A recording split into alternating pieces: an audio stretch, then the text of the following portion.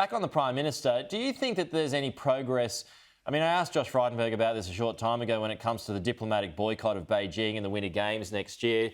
It seems likely that we will follow the US and do that given the recent AUKUS announcement. But do you think that we go there and is that decision made soon? Yeah, our National Security Committee of Cabinet will meet this week and I think we'll follow the US and do a diplomatic boycott. All it means is your government doesn't go.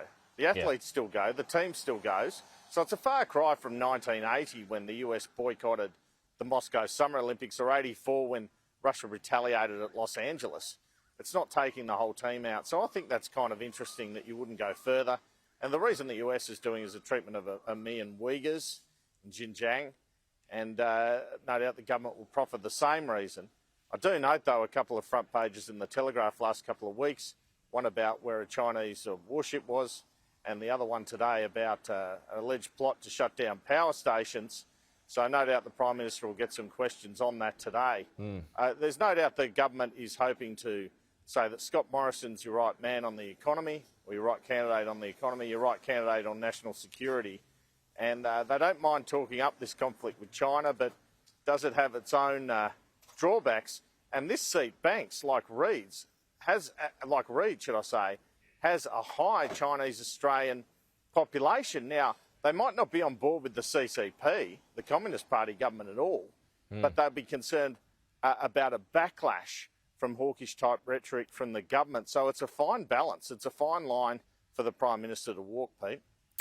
Just finally on Gladys Berejiklian, I mean, again, on Josh, he wouldn't really go there earlier today with an update on how conversations are going. What are you hearing? Is she getting closer to making a decision on that, or do you think she's actually not keen?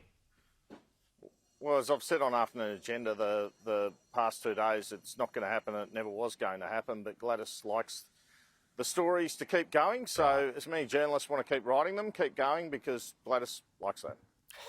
Okay. Hey, is this press conference going to be finished before the first session at the Gabba? Look, I don't know, but is the first session of the Gabba going to be on, Pete, is the bigger question for you, I would imagine, because rain is forecast for the next 5 days.